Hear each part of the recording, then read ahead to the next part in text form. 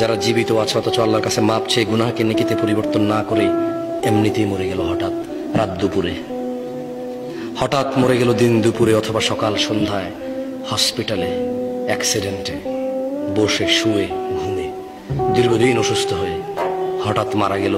তার গুনাহগুলো গুনাহ রয়ে গেল, এগুলো তার জাহান্নামে যাওয়ার কারণ হয়ে বসবে। অথচ গুনাহগুলোই নেকিতে পরিবর্তন করতে পারতো সে বেঁচে থাকা অবস্থায়। এই যে নিঃশ্বাস চলা অবস্থা যদি বলতো যে ইয়া আল্লাহ আর করবো না, তুমি সাক্ষী, আমি করলে তো তুমি দেখবাই, কোথায় করবো তোমার থেকে লুকিয়ে।